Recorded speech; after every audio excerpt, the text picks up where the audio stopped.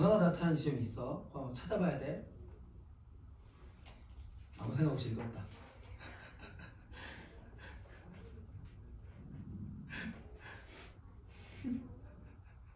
여기 봐. 같이 봐. 같이. 여기. 이거 보고 가자.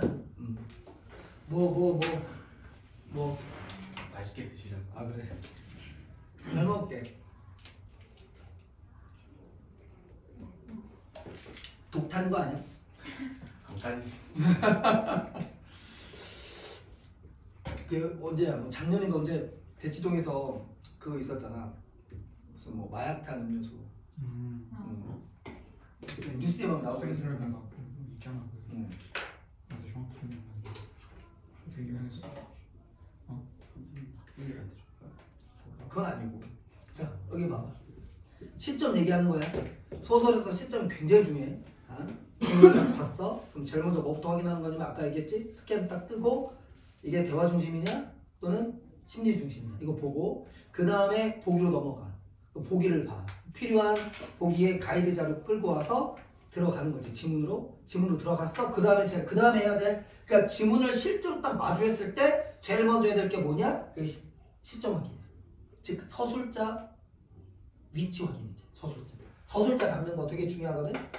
왜냐하면 이 소설에서 서술자를 잡는다는 얘기는 시에서 화자를 잡는 것과 똑같은 거예요. 그래서 중요하고요. 우리가 읽을 때는 누구의 시선에 따라 있는 거냐면 서술자의 시선에 따라 있는 거예요. 그러니까 누구한테 이입해야 돼? 서술자 이입해야 돼. 이렇게 보는 게 아니에요. 서술자 인물 이렇게 우리가 보는 게 아니고 서술자 쪽으로 가는 거예요. 그러니까 서술자의 시선에 맞춰서 인물을 바라보는 겁니다. 알겠죠? 보시고 자 지금 보는 이 작품은 1인칭 시점이에요. 자 1인칭 시점의 소설은 딱 두 가지밖에 없는 거예요. 서술자의 서술 특징상 첫 번째는 나라고 하는 서술자가 나에 대해서 얘기하는 거예요. 됐죠? 그럼 이거 1인칭 주인공이지. 그러니까 1인칭 주인공인지 관찰자인지를 따지는 건 의미는 없는 거예요. 수능에서는. 중요한 건 나가 나를 얘기하는 거냐 나가 타인을 얘기하는 거냐 이거밖에 없어요. 자 나가 나를 이야기하는 건 별거 없어요. 그냥 내가 내 얘기하는 거잖아요. 그렇죠? 그러니까 시선을 어디에 맞추는 거예요? 나가 나에 대해서 혹은 내가 지금 어떤 내면을 갖고 있느냐를 쭉에 따라서 읽으시면 돼요. 근데 타인을 말하는 소설인 거예요. 타인을 말할 때는 두 가지가 있는 겁니다. 첫 번째, 타인을 뭐 하려고 하는 소설이 있느냐? 이해하는 게 목적인 소설이 있는 거예요. 그럼 이해란 얘기는 이전에는 이해하지 못했는데 이해했다. 다시 말하면 이전에는 오해했거나 혹은 잘 알지 못했는데 이제는 그게 뭐했다? 풀렸거나 잘 알게 됐다. 이렇게 가는 거죠. 그러니까 타인을 이해하는 소설은 다시 두 가지인 거예요. 오해에서 이해로 갔든지 아니면 잘 알지 못하는 상태. 즉 이해하지 못했는데 뭐하게 됐든지 이해하게 됐든지. 너무 당연한 거잖아요. 내가 누군가를 봤어. 근데 전에는 그냥 농담처럼 했지만 얘가 양아치인 줄 알았어. 근데 알고 봤더니 양아치가 아니라 진짜 짱이야. 뭐 이런 거 있지. 그다음에 얘가 긍정적 인물인 줄 알았는데 알고 봤더니 쓰레기. 이렇게 가든지. 크게. 그러면 아까 내가 뭐라고 그랬냐면 소설, 그러니까 문화 모든 글이 마찬가지지만 변화가 중요하다고 그랬잖아요. 여기서 여기 변한 거예요, 안 변한 거예요? 변한 거죠. 여기서 여기 변한 거예요, 안 변한 거예요? 변한 거잖아요. 변한 거에 뭘 잡는 거라고? 계기 원인을 잡는 거라고. 그 계기가 됐던 사건, 원인이 됐던 사건, 이걸 보는 거예요. 무슨 얘기인지 알겠죠? 그래서 여기에 원인이 됐던 사건을 보시고, 그다음 이게 이제 첫 번째 패턴이에요. 내가 타인을 봤어요. 그럼 타인을 이해하는 쪽으로 가느냐. 자, 그 다음에 타인을 이해했어. 그럼 그걸로 끝나는 소설이 있는 거고, 그 다음 어디로 돌아오는 소설이냐. 이 이해를 바탕으로 이렇게 오는 소설이죠. 이때 성찰은 누구 성찰하는 거예요? 아니, 나 성찰. 내가 얘를 봤잖아. 봤더니 이런 사람인 걸 알았어. 그래서 내가 나를 뭐한다? 성찰한다. 그럼 이때 성찰은 둘 중에 하나인 거예요. 얘하고 내가 같아서 성찰하든지 아니면 얘하고 내가 뭐해서 성찰하든지 반대돼서 성찰하든지. 이해하시겠죠? 예를 들면 이거네요. 자, 부정적 인물인지 알았는데 긍정적 인물로 알았어. 그러니까 그걸 보고 나를 뭐 하는 거예요? 성찰. 이렇게 하는 거죠. 이해하시겠죠? 됐죠? 오케이. 이런 소들이 하나 있는 거고요. 그 다음에 그냥 내가 나를 얘기하는 거예요. 별거 아니잖아요. 맞아요? 그래서 1인칭 시점 소설에는 이 패턴밖에 없습니다. 이 패턴만 잘 이해하시면 돼요. 됐나요? 자, 그래놓고 이 작품을 한번 가볼게요. 내가 이 작품을 다 읽을 생각은 없고요. 소설은 기본적으로 내가 이걸 다 읽지 않아요. 본인들이 다 읽어 오셔야 됩니다. 아시겠죠? 그래서 내용을 숙지한 상태에서 원래 해야 됩니다. 자, 이렇게 한번 끊어볼게요. 10번 문장, 11번 문장 앞에서 끊어보세요. 내가 여기서 왜 끊었게? 뭐가 바뀌었어? 시간이 바뀌었잖아. 그쵸? 그날 밤이잖아. 그러면 10번 문장까지가 뭐예요? 그날인 거예요. 그날 낮. 그리고 11번 문장이 그날 밤이잖아요. 그래서 시간이 바뀌었기 때문에 여기서 한번 끊어주는 겁니다. 그리고 얘기했죠. 자, 작품을 쭉 봤더니 뭐가 안 보여요? 지문을 봤어. 뭐가 안 보여? 대화가 안 보이지. 그치? 대화가 안 보이면 뭐 중심 서술일 가능성이 높다고? 심리 중심일 가능성이 높다고. 그래 놓고 들어가는 거야. 딱 들어갔더니 2번 문장. 2번 문장에 잠시 후 나는 더욱 놀라운 광경을 보게 되었다. 뭐에다 동그라미 할까? 나에다 동그라미 하겠죠. 왜? 시점 파악. 맞죠? 그럼 이거네요. 1인칭. 그러면 그 다음엔 이거냐? 이거냐 이렇게 가는 거예요. 맞죠? 반대 누가 보여요? 1번 문장에 서씨가 보이죠? 그럼 이거 뭐예요? 이거예요. 그렇죠? 그러면 내가 편의상 그 A라고 되어 있는 부분인데 이걸 첫 번째 장면이라고 합시다. 첫 번째 장면에서 나라고 하는 서술자가 지금 서씨라고 하는 타인을 부른 거예요. 그러면 이제 봤으니까 이 인물에 대한 나의 뭐가 나와야 됩니까? 시선, 내면을 보는 거예요.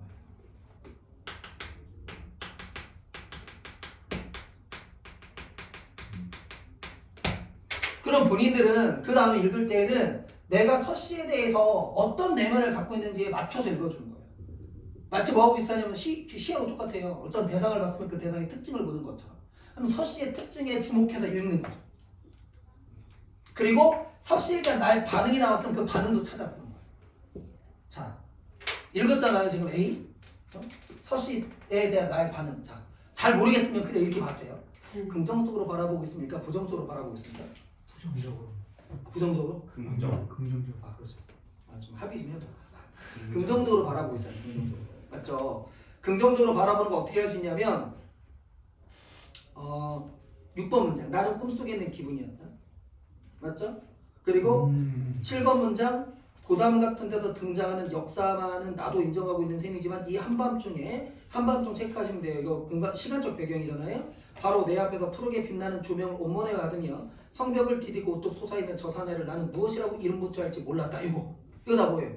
대상은 좀 대단하게 보는 거 아닙니까? 그리고 나서 8번 문장 별표이겠죠? 뭐라고 돼 있습니까? 역사. 서씨는 뭐다? 역사다. 그 귀기에 찬 광경을 본 무서움. 이때 무서움이 공포입니까? 아니잖아요. 정말 대단하다. 맞죠? 따라서 나의 대상에 대한 나의 내면은 이 서씨에 대한 뭡니까? 예찬. 그리고 서씨는 어떤 특징을 갖고 있는 인물이냐면 역사.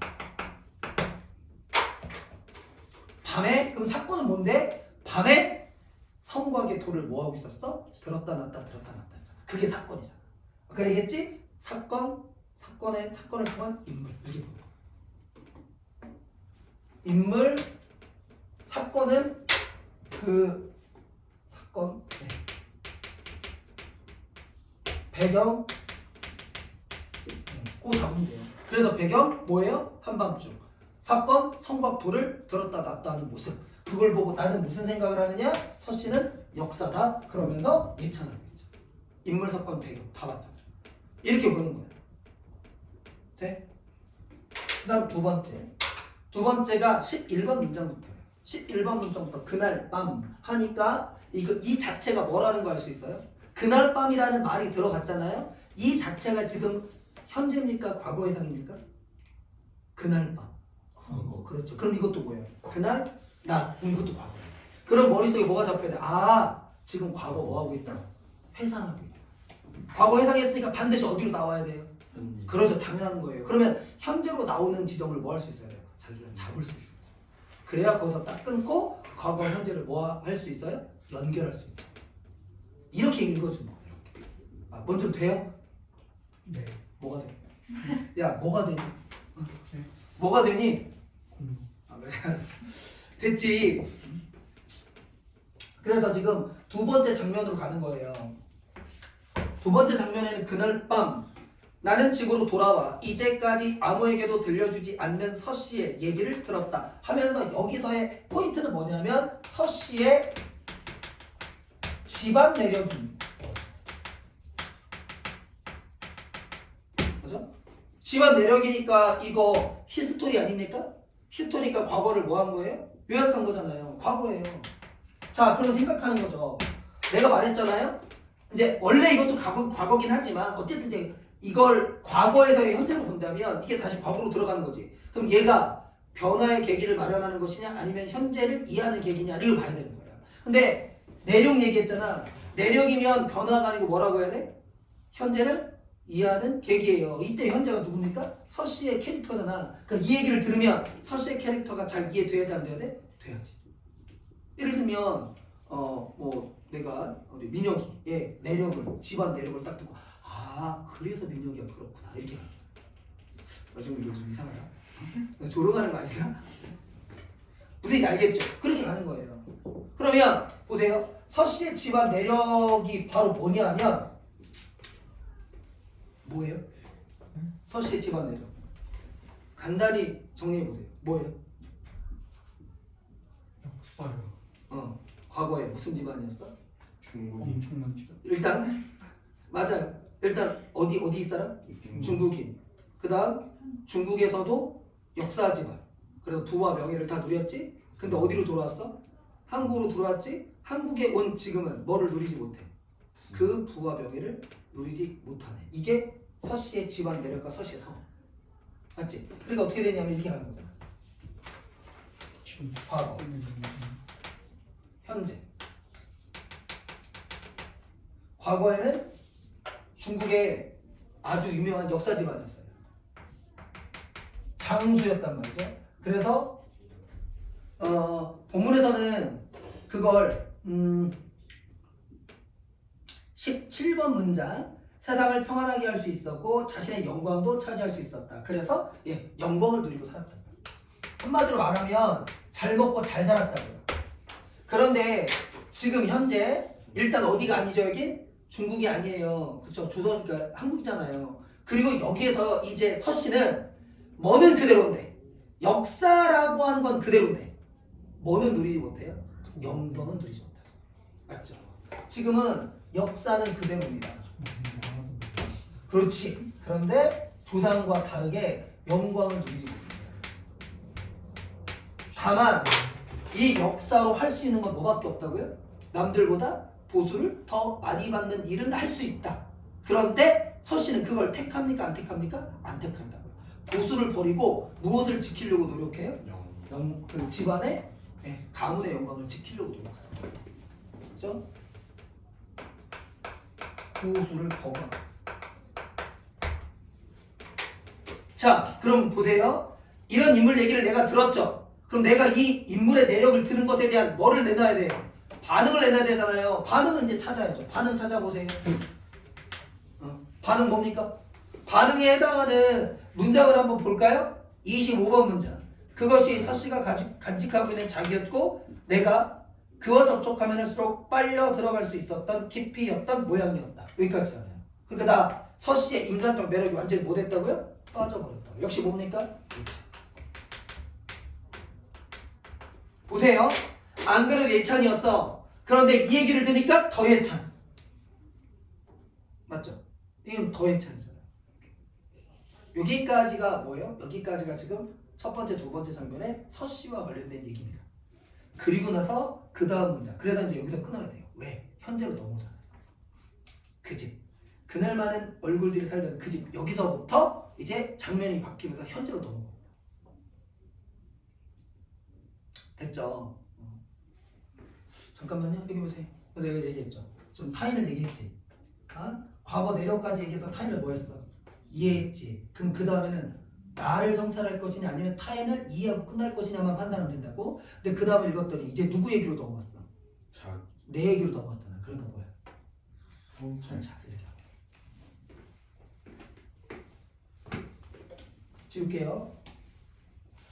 자, 그러면 이제 그 다음 본인들 읽을 때 보세요. 그리고 이게 과거잖아요. 동의해요? 이건 과거죠. 그럼 과거가 나왔으니까 현재를 이해하든지 아니면 현재에 뭐가 생기든지 변화가 생기든지. 그럼 그 다음 읽을 때 현재 변화의 포인트를 맞춰야 되는데 지금 대화가 있어요? 없어요? 없잖아요. 그러면 뭐예요? 내면의 변화가 생기는 지점이 나올 거예요. 그 문장을 찾아보세요. 내면의 변화를 나타내는 문장.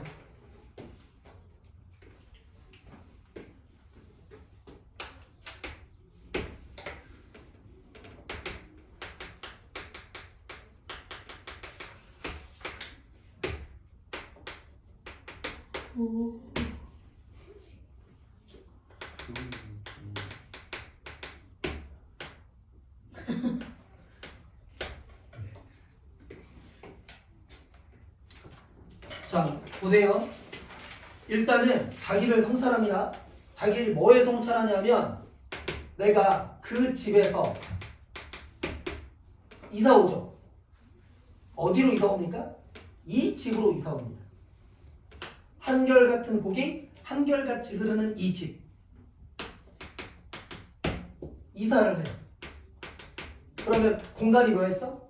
변했죠. 이 공간이 변하게 된 이유는 뭐 때문이냐면 여기가 너무 그늘 많은 사람들만 사는 곳이어서 좀 편안한 곳으로 뭐 하고 싶었어요? 이사 오고 싶었어요. 그래서 뭐에 대한 추구냐면 안정적인 삶에 대한 추구였어요. 맞죠?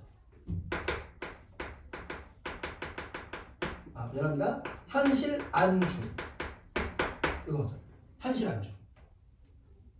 현실에 안주하고 싶어서 집을 옮겼습니다. 근데 집에 옮겼더니 이 집에 왔더니요. 이 집은 현실적으로는 편안해. 그런데 다 모든 것이 뭐에 있는 집입니까? 짜여 있는 집이죠. 계획에 의해서 돌아가는 집. 자기의 뭐가 보장이 안 되는 집이에요? 자율성이 보장이 안 되는 집이죠. 그러니까 이 집에 왔더니 이 집은 현실적으로는 편안합니다. 현실적으로는 안정입니다.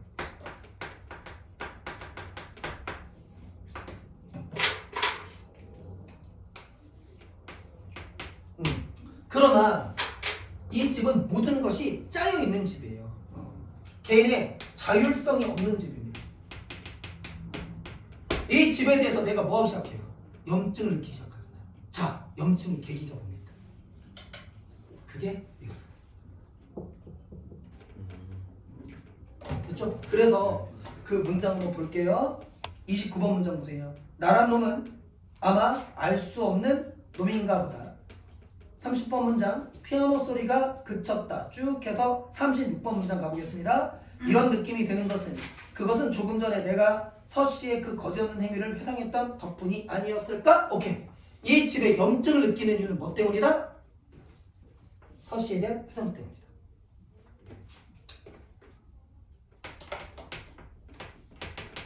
염증, 혐오. 맞죠? 그럼 봐요. 여기 보세요. 여기서 여기로 가게 된 변화의 계기는 안주에 대한 소망. 맞죠? 그리고 갔는데 다시 여기 왔더니 뭘 느껴요? 염증과 혐오를 느끼죠. 그럼 다시 변했어요? 안 변했어요? 변했네요. 이 변화의 원인이 뭐 때문입니까? 됐죠? 그렇게 이해합니다. 그래서 염증과 혐오의 계기가 얘가 되는 거예요. 그럼 보세요.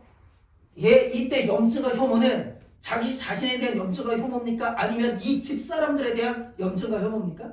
이 집사람들에 대한 염증과 혐오예요. 맞죠? 그래서 그러니까 염증과 혐오의 대상은 이 집사람들이에요. 이 집사람들.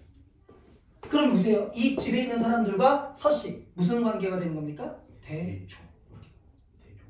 그래서 대조를 통해서 뭐하고 있다? 주제를 통해서. 됐어요? 제 지문이 이렇게 정리가 되는 거예요. 그러니까 이게 지문을 읽는 거예요. 읽고 나면 서씨라는 사람을 회상하고 서씨와 반대되는 이 집 사람들하고 대립시켜서 이 집이 싫다는 얘기구나. 이 정도까지는 봐야 된다. 변화의 계기가 과거 회상, 그러니까 서씨에 대한 회상이다. 이렇게 갑니다. 이해하시겠죠? 됐죠? 오케이. 자, 지금 문제 한번 풀어보세요.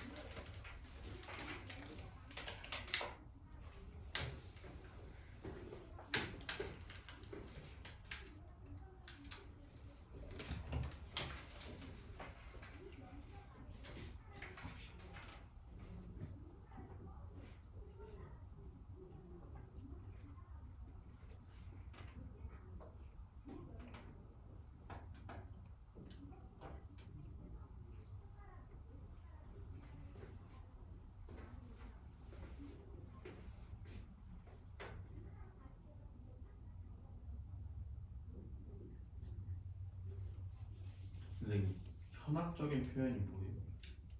일단 풀고.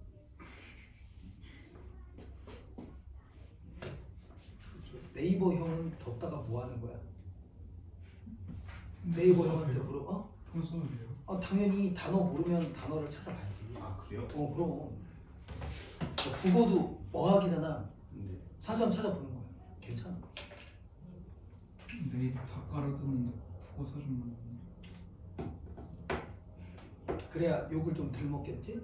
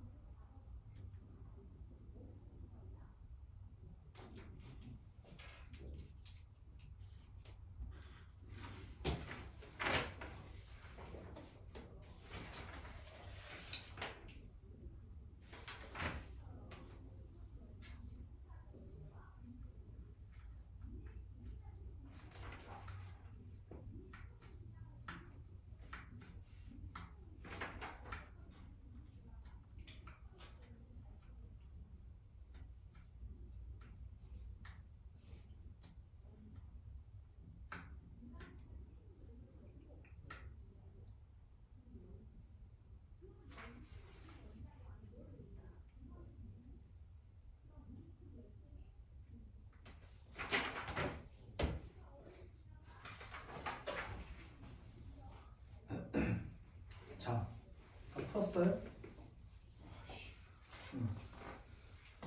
58번 문제 보겠습니다. 위크를 서수상 특징으로 가장 적절하다고 그랬는데 서수상 특징에다 밑줄하시고 서수상 특징을 묻잖아요. 그럼 두 가지예요. 시점 아니면 중심내용 밖에 없어요. 그러니까 어떤 거냐면 이런 거죠. 인물, 사건, 배경이라고 하는 요소를 어떻게 드러냈느냐 요거. 아니면 어떤 서술자의 특징이 있느냐. 그러니까 시점의 특징 아니면 중심 내용을 어떻게 드러내느냐 요거밖에 없는 거예요. 그리고 가장이죠. 그러면 딱 한 문장으로 이 작품을 설명해야 되는 거예요. 그러니까 뭐와 연결되어 있을 수밖에 없어요? 중심 내용이나 서술자의 위치와 연결되어 있을 수밖에 없습니다. 이 생각을 갖고 들어가는 거예요. 1번 어딨냐 2번 어딨냐는 의미가 없는 겁니다. 그래서 지금 58번처럼 문제에서 서술을 묻고 서술상 특징을 묻고요. 거기다가 가장 적절한 걸로 이렇게 물었어요. 그러면 얘는 중심 내용과 관련되어 있는 진술이어야 된다.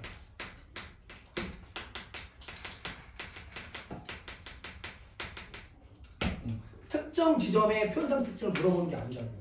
그러니까 이때 제일 많이 하는 실수가 뭐냐면 1번 어디 있지? 2번 어디 있지? 예를 들면 현학적인 표현이 뭐지?를 고민하는 게 제일 우스운 거예요.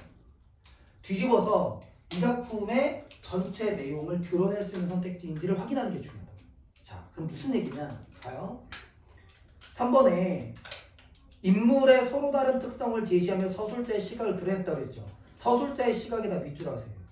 시각 밑에 뭐라고 쓸래요? 내면 정서. 서술자가 누구죠? 나죠. 그럼 나의 내면 정서. 뭐를 통해? 다른 인물을 통해. 오케이. 이 소설의 주제. 맞아요, 맞아요. 맞잖아요. 다른 인물 누구? 타인. 타인을 통해 자신의 뭐? 생각 제시. 그래서 3번이 이 작품에 뭐하고 일치하는 진술이에요? 주제하고 일치하는 진술. 이렇게 골라야 돼요. 근데 그러지 않으면 자꾸 그런 걸로 고민하는 거예요. 자기는 그러니까 저는 선생님 현학적인 표현을 모르는데 어떻게 풀죠? 이런 거에 집착하는 겁니다. 중심내어서. 나머지는 다 부차적인 진술이에요. 잘 보세요. 1번. 시대적 배경과 밀접한 어휘가 밑줄 하세요. 이게 주제하고 연결됩니까? 주제하고 연결 안 되죠. 그리고 시대적 배경, 즉 배경과도 관련이 없고. 2번. 빈번한 장면 전환 끊고요. 인물 사이의 긴장감, 그런데 인물 사이의 긴장감이라고 하는 건 인물 사이의 갈등이에요. 즉 인물 간의 갈등이 나와야 됩니다. 없죠. 다만 빈번한 장면 전환이라고 하는 게 뭐냐? 빈번한 장면 전환은 일단 이렇게 이해하시면 돼요. 빈번한 장면 전환이라는 말은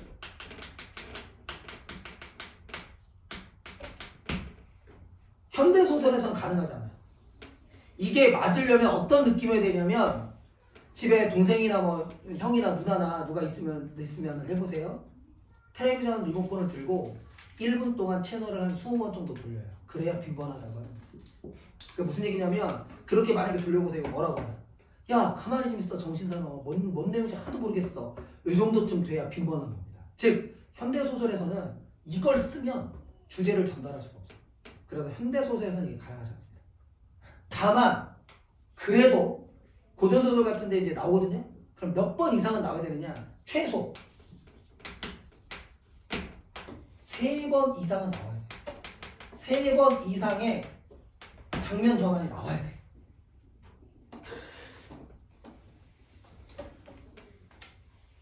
됐죠? 연합적인 표현은 학문적인 용어 또는 똑똑한 척하는 표현, 이런 걸 현학적인 표현이라고 합니다. 5번 공간적 배경을 달리했다는데 공간적 배경 바뀐 적 없죠? 서술자를 달리한 적도 없어. 서술자 달리하려면 뭐가 바뀌어야 돼요? 시점.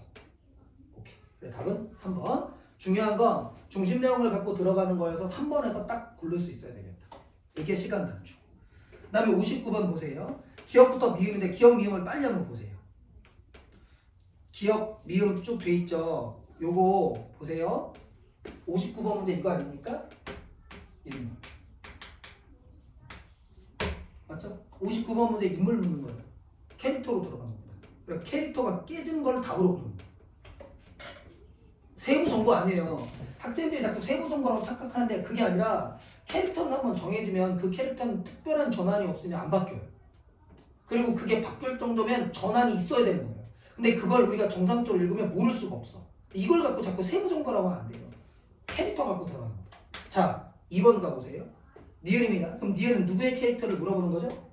서씨의 캐릭터를 물어보는 선택지죠. 그럼 서씨의 캐릭터를 딱 보세요. 자신의 힘을 더 유용하게 쓰기 위해. 자, 유용에다 밑줄 하세요. 서씨가 유용성을 중시하는 사람입니까? 아니잖아요. 맞죠? 서씨는 만약에 생각해보세요. 유용성을 따지면 보수를 거부해야 돼요? 아니면 보수를 받는 걸 해야 돼요? 보수를 받는 거 해야죠. 유동성에서 나와요. 유동성에서. 캐릭터를 깨는 거예요. 형이야. 그렇잖아요. 그 다음 틀린 거 내가 고른 거 아니야? 뭐가? 2번. 왜 59번 답이 2번이에요? 자신의 힘을 더 유용해서 유용 X가 되는 거고요. 답을 맞춘 게 중요한 건 뭐가 틀렸는지를 보는 게 중요한 거예요. 이 사람들아. 자, 됐죠? 초딩도 아니고.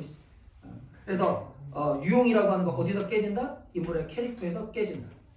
쓰세요. 가만히 있지 말고. 내가 계속 이 얘기 하잖아요. 이거 뭐 물어보는 거고 뭐를 기준으로 답을 골라내는 거 계속 얘기하잖아. 그거 다 써야 돼요. 왜냐하면 문제 풀 때마다 그 고민을 같이 해줘야 돼요. 그래야 소설은 이걸 딱 물어보는구나 라고 정리할 수 있어요. 인물입니다. 인물.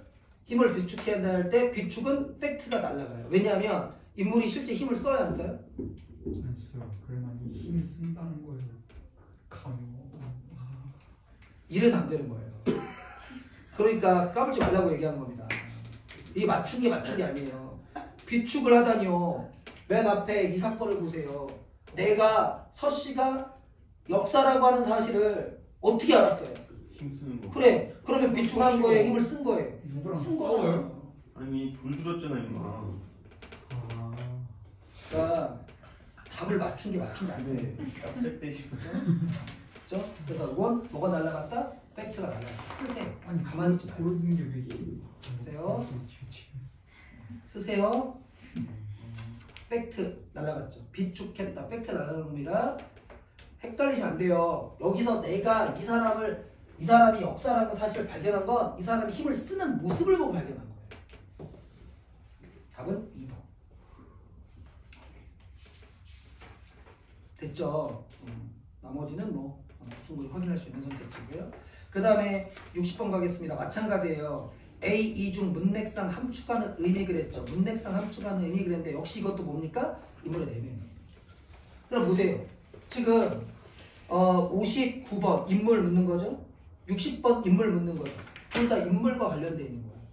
자, 보겠습니다. A는 지금 짜여진 시간이죠. 이미 만들어진 시간. 모든 사람들의 공부 시간. 이건 정해져 있는 시간입니다. B. 기타를 켜고 싶어지는 때. 모든 사람들이 공부 시간이 됐을 때 나는 기타를 켜고 싶어졌다 그랬죠. 그럼 이거는 내가 하고 싶은 시간입니까? 아니면 정해진 시간입니까? 내가 하고 싶은 시간. 그럼 답은 A 아니면 B겠죠. 그리고 C를 보세요. 나의 기타 켜는 시간. 이거는 정해진 시간이죠. 맞죠? 따라서 A, B, C 보면 A와 C는 정해진 시간, B는 내가 하고 싶은 시간. 맞아요?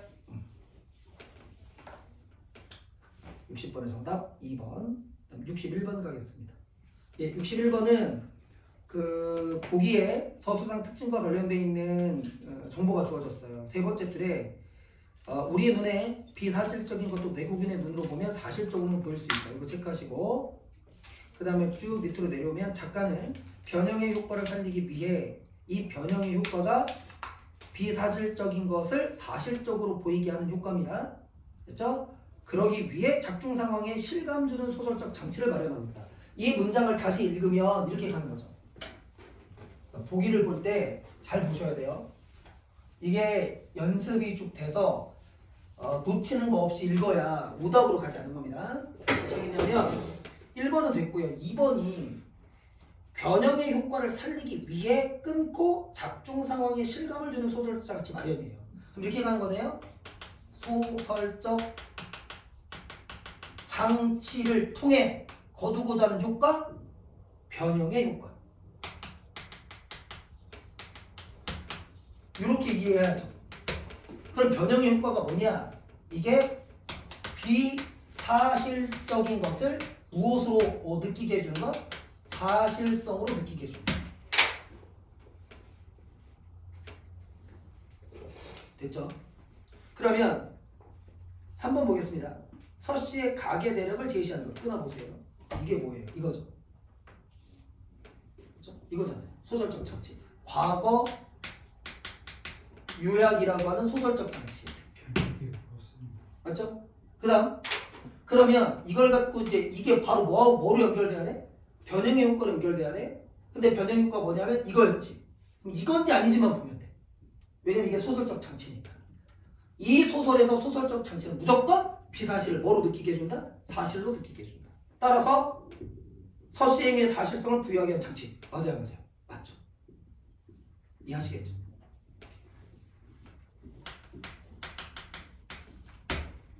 됐습니까? 그래서 답은 3번. 요거 질문 4번 질문 많이 했었어요. 4번 보시면 푸르게 빛나는 조명 끊어보세요. 그럼 이것도 뭐예요? 이거죠. 소설적 장치. 그 소설적 장치라고 써보시고 신성한 면모를 일상적인 모습으로 변형 밑줄합니다. 물어볼게요. 신성한 면모를 일상적인 면모로 변형하는 거예요. 이때 변형의 내용이 뭐였지? 비사실을 사실로 느껴지게. 이거 오면 안 돼? 비사실을 사실로 바꿔주는 게 아니고 비사실적인 거지만 뭐로 느끼게 해준다? 사실로 느끼게 해준다지. 그럼 그 선택지 그대로 집어넣으면 이거네. 신성한 면모가 사실이야 비사실이야? 비사실이지. 그러면 비사실 신성한 면모를 뭐로 느끼게 해준다고 얘기해야 돼? 사실로 느끼게. 근데 뭐로 바꿔준다고? 일상적인 모습으로 변형시켜준다며. 오해가 안 된다고. 비사실을 사실로 바꾸는 게 아니고 비사실적인 요소를 사실성을 느끼게 해준다 이렇게 바꾸는 거라고. 따라서 자체를 바꾸는 게 아니에요. 알겠죠? 4번 적절히 샀어. 됐습니까? 오케이. 자, 이렇게 해서 소설 한번 봤어요.